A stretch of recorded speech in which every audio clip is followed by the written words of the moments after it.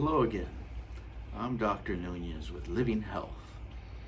I get questions sometimes about diets and nutritions and weight loss and things like this. I got a question the other day, what about low-carb diets? This channel, Living Health, is about lifestyle medicine, how the choices you make in your lifestyle can impact your health and well-being. And I wanted to put into context some of this. Yes, many people are doing low-carb diets. The low-carb diet is not a new program. It's been around for decades now, different kinds, variations thereof of low-carbohydrate diets. Again, I do want to emphasize, though, if you have certain health conditions, you may want to clear it with your healthcare provider and consult them before you engage in those kinds of things, or even if you're trying to lose a lot of weight, you should try to do that under the supervision of a provider and the guidance of somebody that knows your particular health situation. But in general, I did want to put this in a perspective of lifestyle. Sometimes it's not that easy to lose the weight and keep it off. And the health benefit of weight loss for people that are overweight occurs because you do keep the weight off. The idea that you're going down, that you're doing a diet and you're going down in weight, and then a year later you're back up to the weight you were at, or even higher. Those kinds of yo-yoing of up and down are not the most healthy things to do. So in that light, let's put it in perspective. And if you like these kinds of videos, press a thumbs up, press the subscribe button, and press the little bell for further notifications. Now, how do we look at this? If you look at it philosophically, let's take a step back and look at the hierarchy of knowledge that we have, right? And you start at the very top with metaphysics, philosophy. From there below you have physics, okay, how the world works, energy and molecules and atoms and things like that. From physics we come down and you can derive chemistry, which is how these molecules interact and you get chemical reactions. And a subcategory of chemistry then is biochemistry, how the molecules, many times much more complex molecules in living systems, interact. From biochemistry we get biology, which are living systems, living creatures as we are. Biology, because of the living creatures, it gives us society as we interact with each other, and it gives us things, our own personal behaviors like psychology derived from people that are alive, clearly, and sociology as those people interact, and the economy as the societies and individuals interact too and engage in commerce. So there's a certain hierarchy: metaphysics, physics, chemistry, biology, chemistry, biochemistry, biology, and then all the social sciences and the like. Why do I mention this? When you're looking at nutrition, something as fundamental as what we eat to stay alive, or to be happy, or that we get pleasure from, it does interact with a lot of these different layers. So what do low-carb diets accomplish? And not just low-carb diets, but diets in general. What you're trying to do at that physics level is run an energy deficit, so that you are taking in less energy than what you're expending.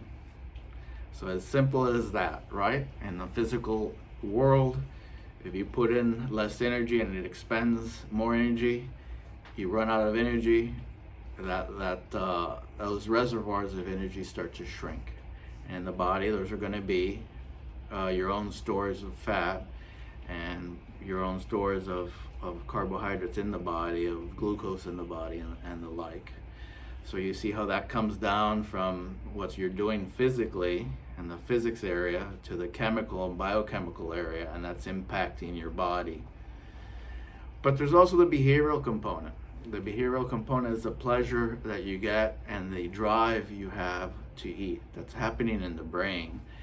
And there are a lot of changes that happen anyway, and that's why a lot of people that lose weight just regain it. It's behavioral. There are triggers in the brain that take place that stimulate you to eat or to even overeat if the body has detected that you've been in a deficit for a long time. Some of these things are very difficult to address, very challenging. So when you're looking at a lifestyle, what you want to do is not so much target weight loss. And again, I want to put an asterisk on that, because yes, if you're very overweight and that being overweight is compounding other problems, be they diabetes, high blood pressure, heart disease, these things, you may need more other interventions or greater supervision from your provider. But on the behavioral side, as you derive those pleasures and those brain cues that are stimulating you change to try to get you to eat more, how does your lifestyle get impacted? Well, one of the things that happens that I want to emphasize in lifestyle medicine is the goal of lifestyle medicine is actually to optimize your lifestyle. So it's not just a mere target, oh, I want to lose weight. Okay, well, let's work at it in reverse and say, well, why do you want to lose weight? Is it a medical reason? Then you should consult and be in touch with a provider that's looking at that with you. Is it aesthetic? And now notice how that's aesthetic. That's a notion of beauty, of appreciation of beauty. That feeds back to the metaphysics at the top, the philosophy. What is the philosophy of beauty? Why is something attractive? Why do I think being thinner might be attractive? And then that feeds down in that hierarchy again, and you have that loop of how that works. So in lifestyle, what we're trying to strike is optimizing your lifestyle. So maybe not really focusing so much on weight loss specifically as an isolated item, but in the context, okay, what are you doing with your nutrition? What are you doing with exercise? What are you doing with sleep? What substances are you putting in your body that might be damaging or might be hurtful to you? What stressors do you have that might drive you to overeat? So there's that whole, these pillars then that come into play. And you're probably best off to try to look at all of these. And I have a video that introduces lifestyle medicine where I break down some of these categories, the 6 pillars of lifestyle medicine, for you to look at.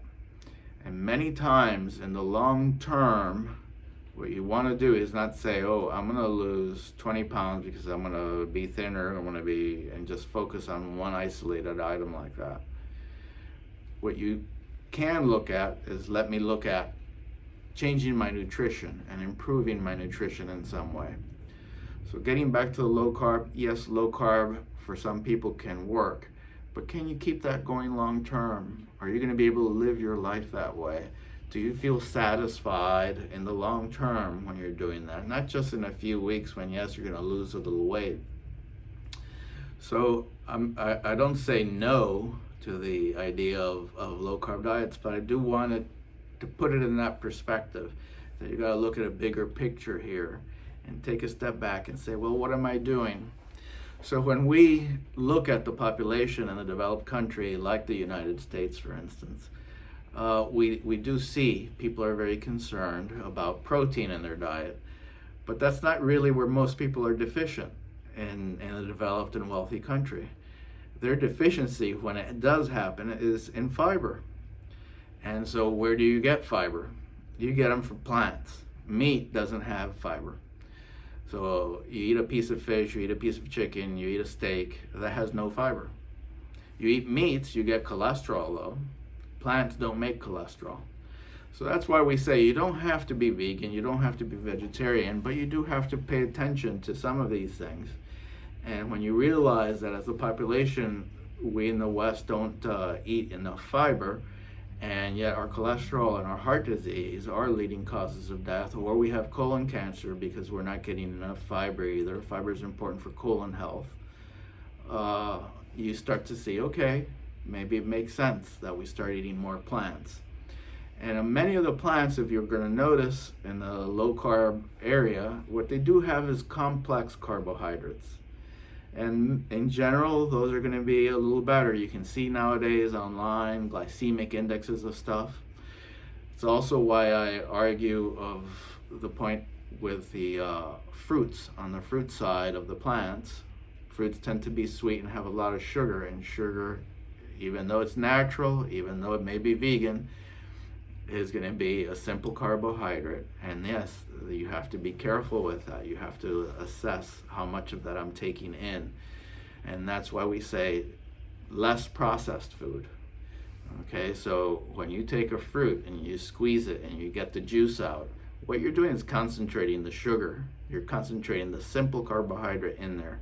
And yes, that's something to be alert about. It's better to eat that fruit whole than to squeeze it, extract the juice, and drink that alone. So that is an area where the low carbohydrate people, look, that makes some sense. That can work for you. But I want to emphasize that yes, you can have complex carbohydrates that can help in the form of plants, be that you get it in cruciform vegetables like broccoli or cauliflower, or you're eating legumes, beans, lentils, those kinds of things that are going to be high in fiber, and those things are going to actually have a lot of protein too. So if you eat those kinds of things, you may be improving the profile of getting your proteins and eating the right amount of fiber in your diet. And as you decrease the amount of meats in your diet, you'll naturally decrease the cholesterol in your diet, and you won't have displaced the fiber. It'll be the other way. The fiber that you're consuming from plants will help displace your consumption of meat. So I just wanted to give you that whole little summary for you to think about in the perspective of lifestyle. This is about optimizing your lifestyle. It's not about depriving yourself of things. We do want you to be able to enjoy a long and healthy life. So if you're feeling frustrated because of a particular area of one of these things, you can switch. You can switch emphasis from one pillar to the other. You could look at rebalancing in your lifestyle, so to regain that sweet spot. And that's what's probably best to look at, not just weight. So again, if you like these kinds of shows, press the thumbs up, press the subscribe button, and press the little bell for further notification. And again, this is for Living Health, Dr. Nunez. Until next time, bye-bye.